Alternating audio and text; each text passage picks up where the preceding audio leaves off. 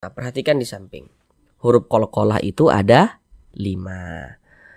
Salah satunya adalah huruf qaf. Jadi di atas huruf tersebut ada tanda seperti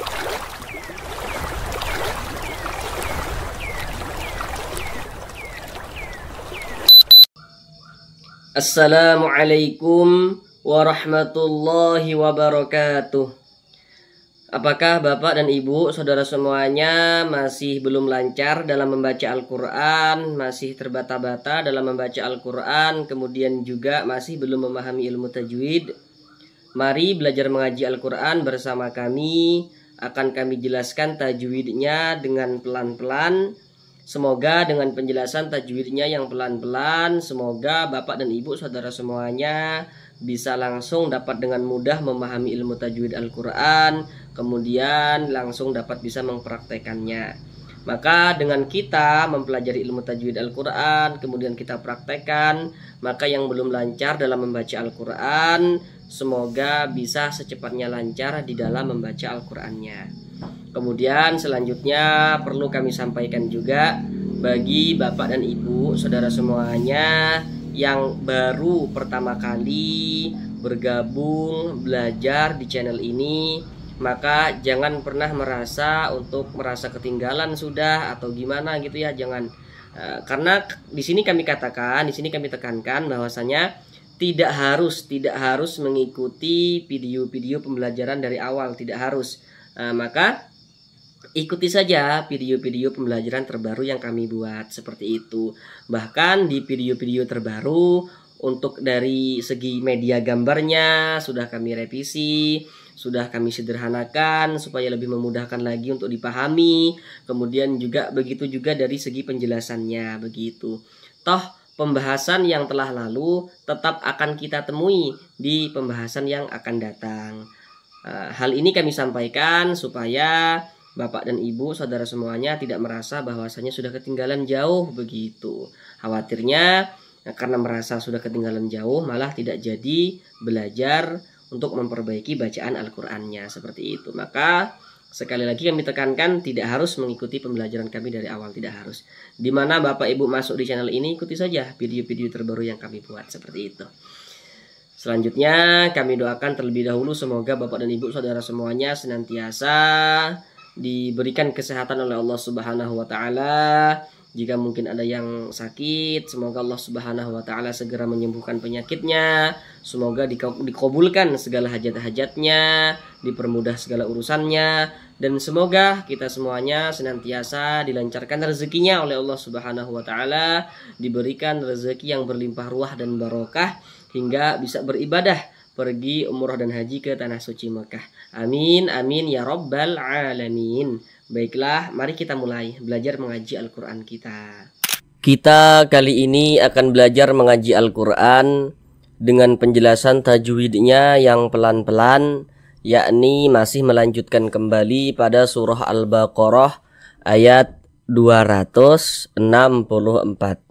Karena pada surah Al-Baqarah ayat 264 ini kemarin kita bagi menjadi beberapa bagian supaya durasi videonya itu tidak terlalu lama sehingga pembelajarannya pun bisa lebih efektif.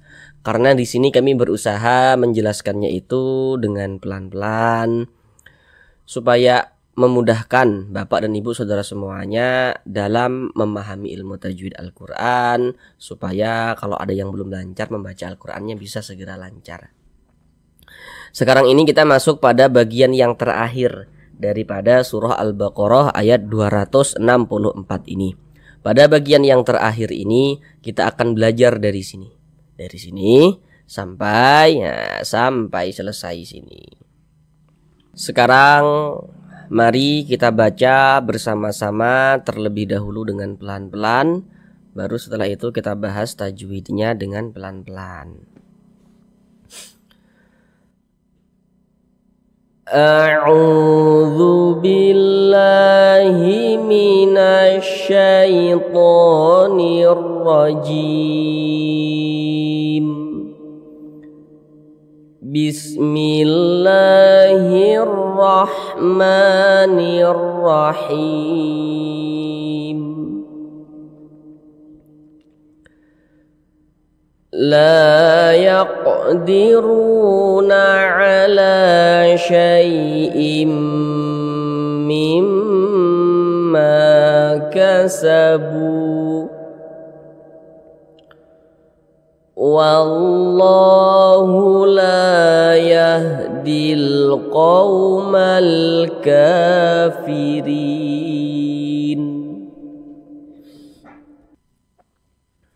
Sekarang marilah kita bersama-sama uraikan tajwidnya dengan pelan-pelan.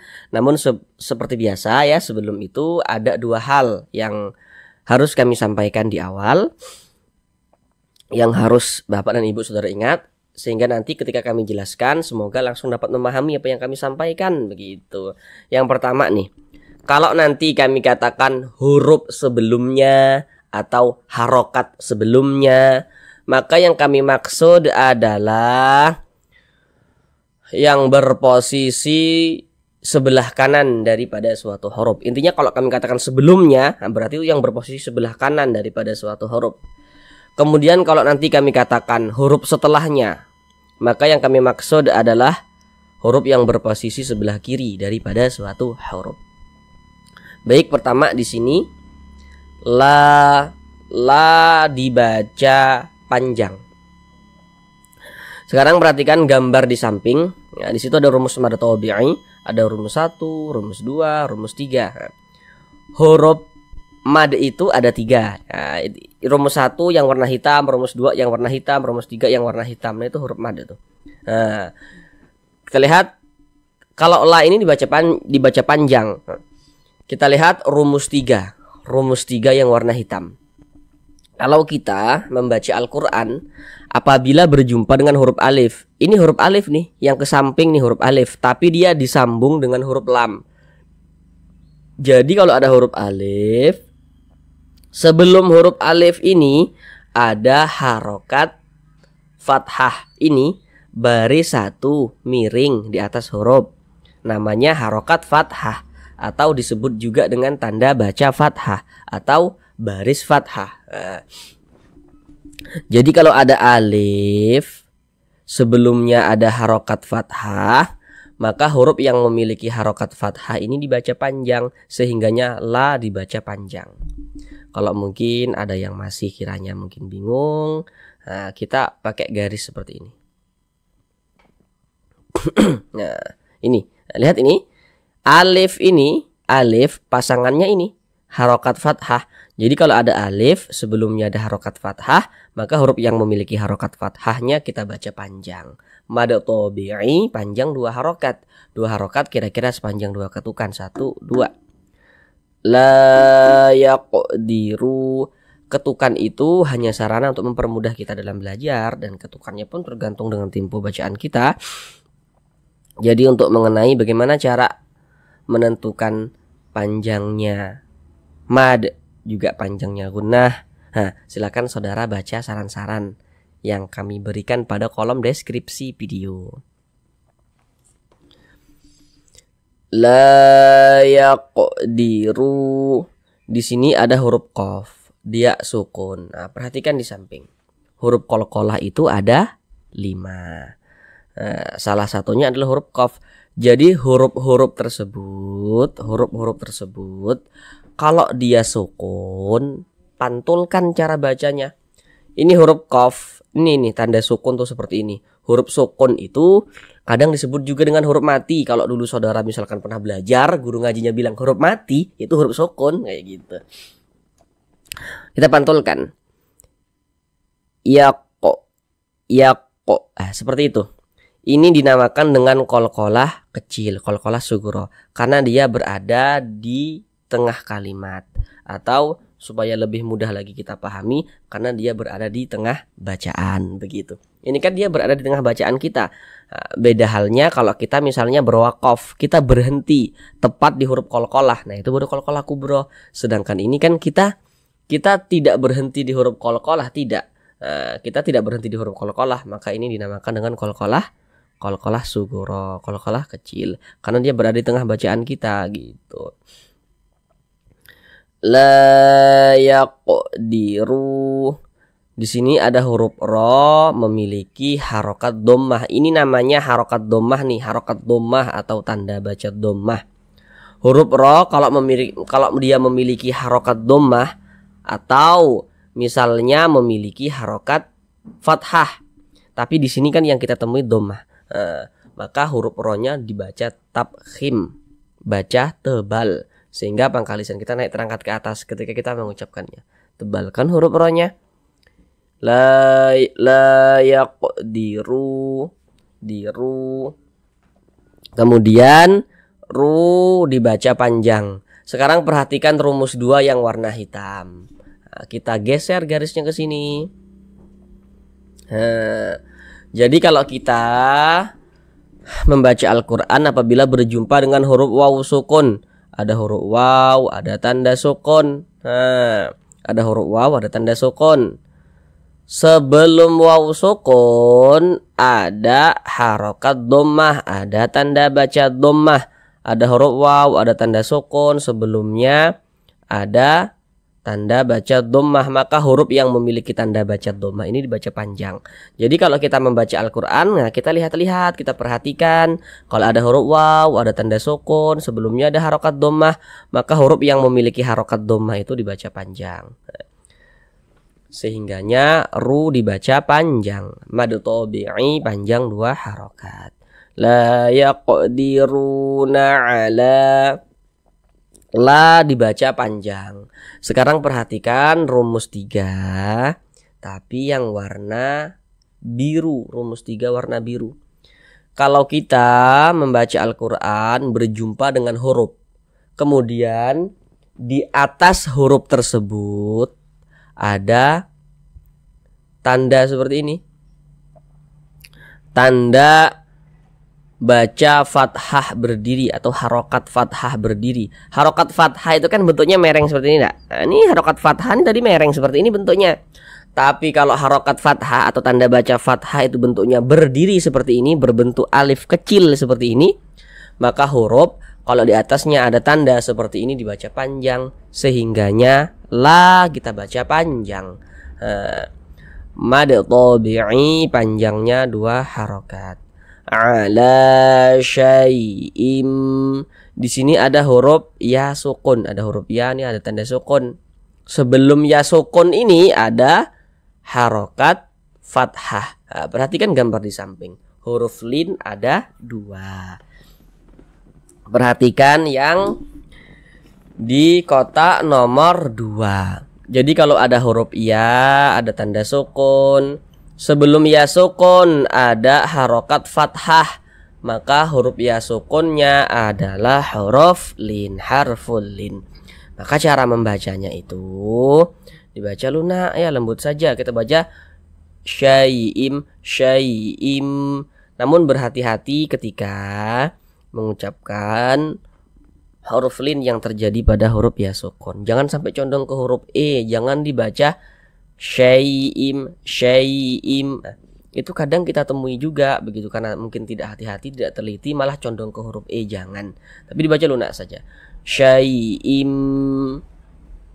Kemudian di sini ada tanda baca tanwin, bertemu dia dengan huruf mim. Harokat tanwin bertemu dengan huruf mim. Namun sebelum itu perhatikan dulu gambar di samping.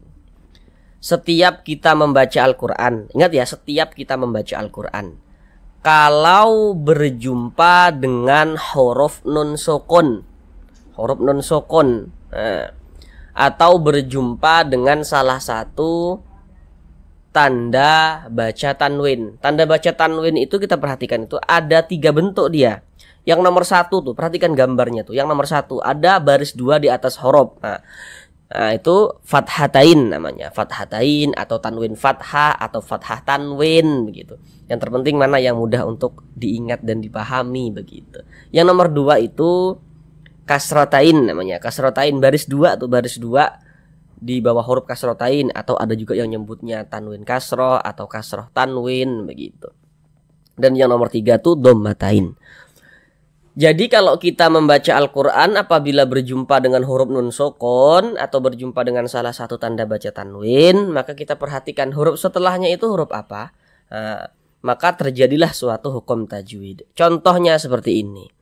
Ini tanwin baris 2 di bawah huruf kasrotain, bertemu dia dengan huruf mim. Nah, kita lihat huruf mim ini huruf apa? Harus kita ketahui supaya kita bisa menentukan hukum tajwidnya. Kita lihat di samping. Huruf mim termasuk salah satu huruf idgham bi gunnah. Maka tanwin bertemu dia dengan huruf mim. Karena huruf mim huruf idgham bi gunnah, maka hukumnya adalah idgham bi gunnah. Jadi kalau ada nun sukun atau tanwin bertemu tuh dengan 4 huruf yang di samping itu, ya, waw, mim, nun. Nah, hukumnya idgham bi gunnah. Terkecuali nanti pada kalimat dunya, bunya, sinwa, qinwa. Nah, baru itu nanti hukumnya izhar mutlak. Tapi kalau tidak dalam 4 dunya, bunya, sinwa, qinwa itu, maka setiap nun sukun bertemu dengan 4 huruf yang di samping itu hukumnya idgham bi gunnah. Kalau tanwin, setiap tanwin bertemu dengan 4 huruf yang di samping itu hukumnya idgham bi gunnah. Nah, maka cara membacanya dengan cara memasukkan kemudian disertai dengan gunnah. Jadi yang dimasukkan itu apanya? Jadi yang dimasukkan itu adalah bunyi tanwinnya ini. Jadi bunyi tanwinnya ini masuk ke huruf mim, melebur dia ke huruf mim sehingga dibaca syai'im. Jangan dibaca syai'in, jangan, tapi menjadi mim, syai'im. Nah, syai'im karena dia masuk dan melebur ke huruf mim. Kemudian kita dengungkan, kita gunnahkan, jadi suaranya itu kita tahan, kita panjangkan sejenak. Syai'im, begitu. Berapa panjangnya gunnah atau dengungan itu? Maka ada ulama juga yang mengatakan panjangnya 2 harokat. Syai'im mimma, seperti itu.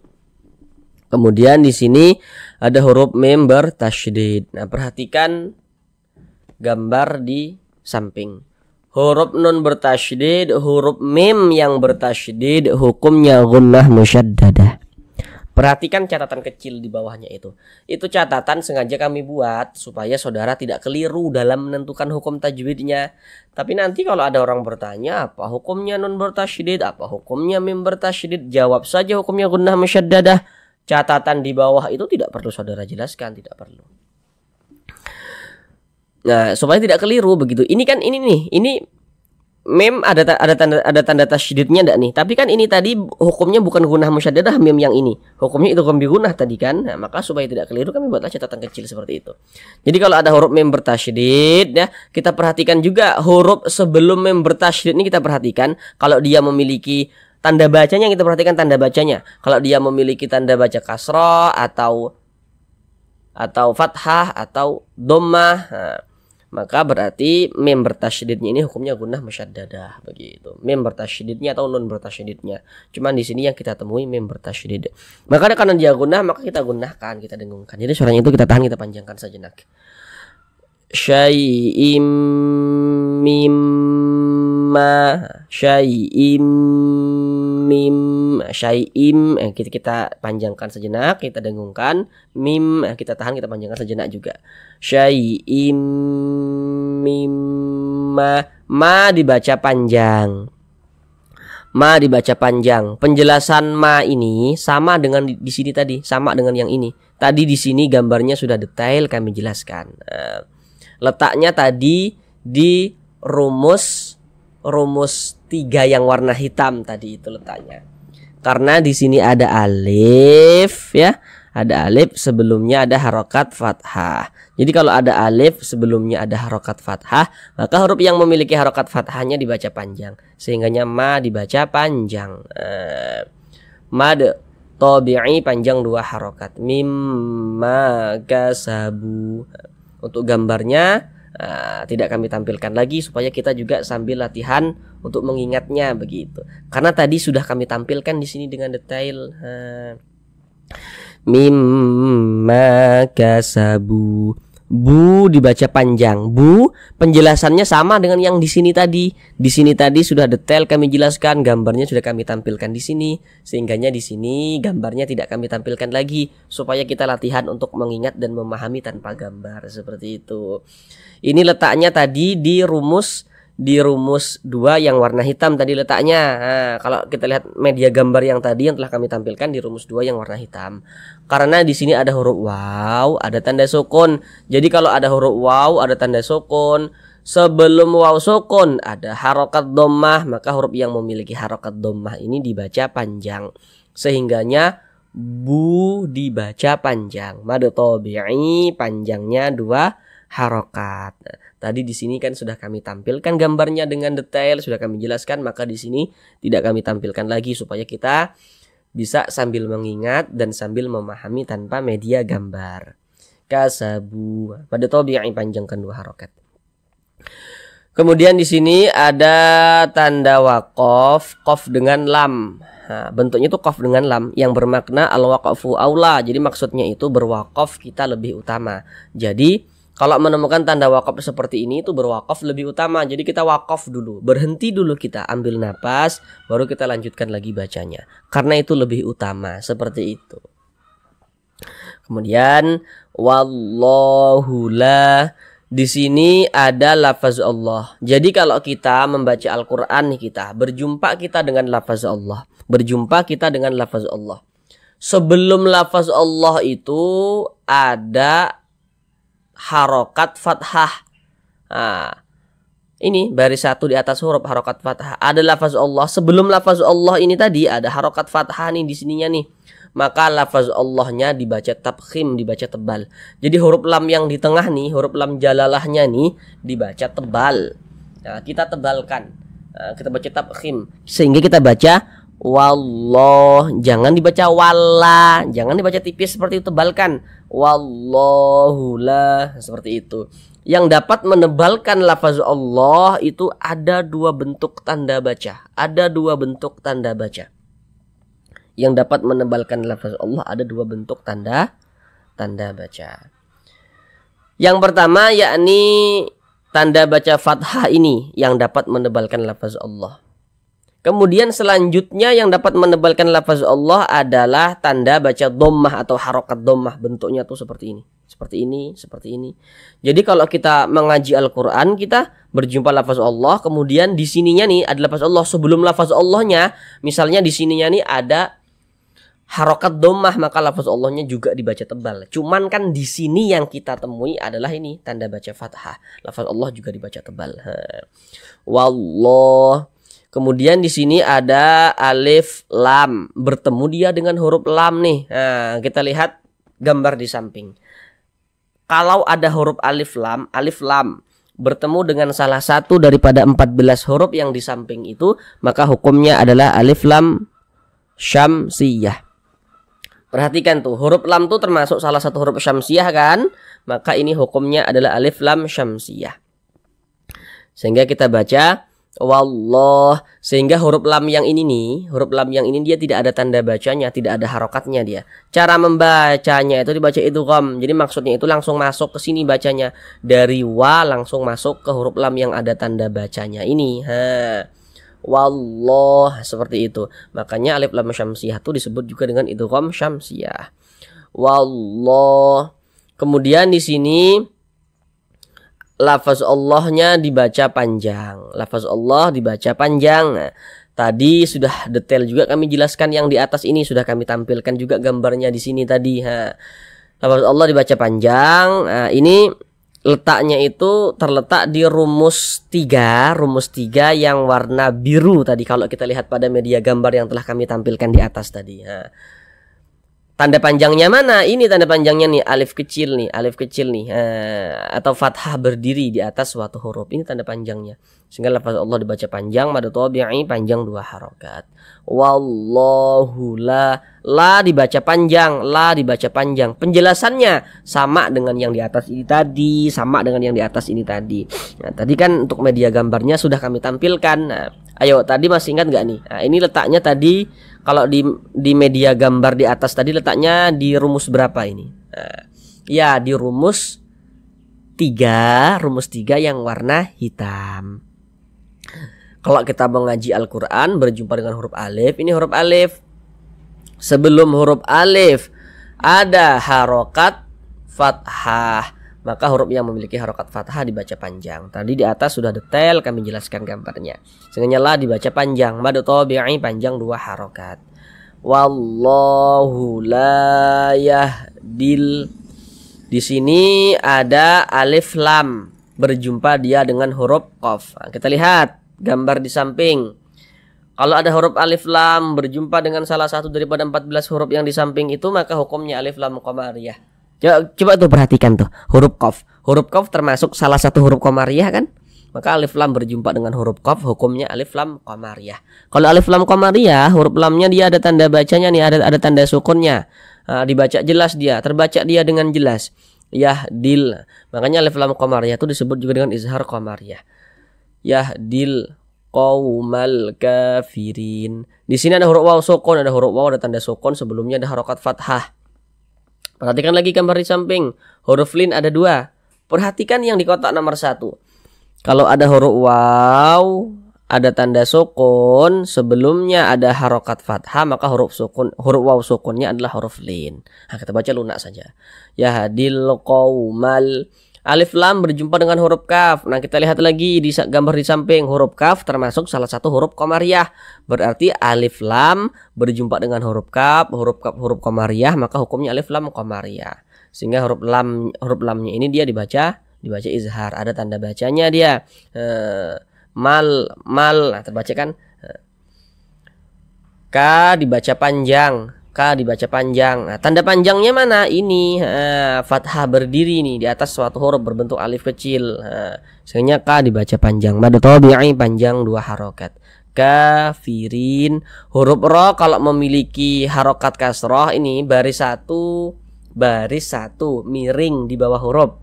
Namanya adalah harokat kasroh atau tanda baca kasroh atau baris kasroh. Maka huruf ro-nya dibaca tarkik, baca tipis. Kafirin. Nah, tipiskan huruf ro-nya. Kemudian rin dibaca panjang. Ini namanya adalah mad arid lisukun. Tapi ini awalnya pada asalnya dia namanya adalah mad tabi'i. Tapi kenapa kok mad tabi'inya bisa berubah menjadi mad arid lisukun begitu?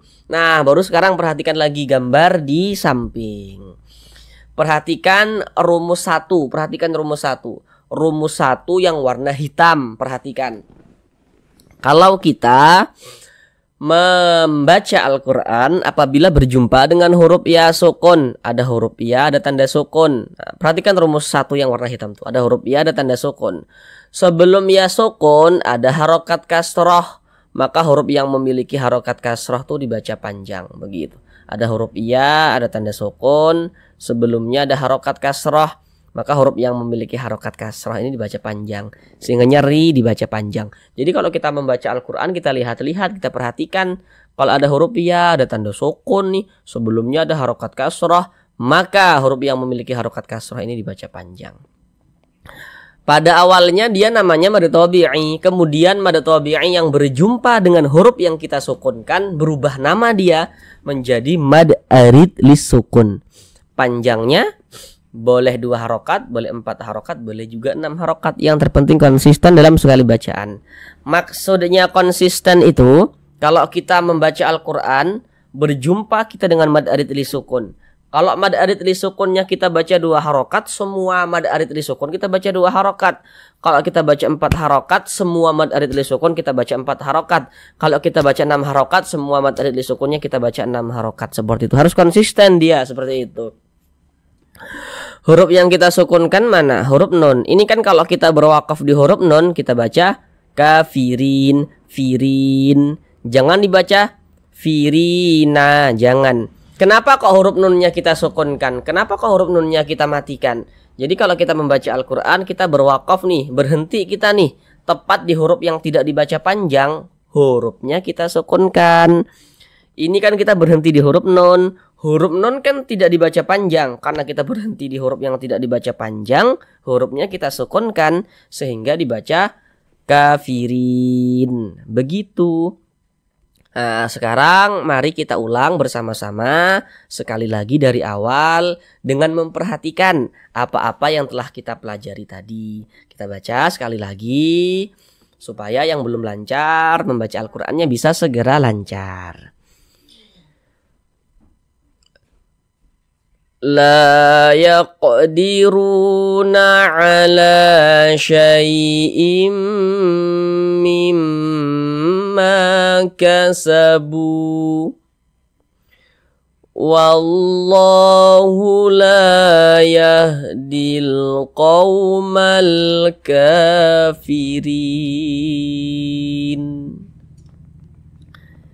Sampai di sini dulu pembelajaran kita pada kali ini. Supaya bisa berhasil dalam belajar, tentu kita harus istiqomah dalam belajar, harus terus menerus konsisten begitu. Kalau misalnya dirasa baru sekali menonton video nih, aduh kok terasa sulit nian ya begitu, coba tonton berulang-ulang kali sambil berdoa kepada Allah. Kalau kita sudah konsisten dalam belajarnya, ya konsisten dalam belajar, pokoknya setiap hari harus ada belajar tajwid begitu, pasti Allah Subhanahu wa Ta'ala akan berikan kita kemudahan dan pemahaman di dalam belajar kita. Terima kasih. Assalamualaikum warahmatullahi wabarakatuh.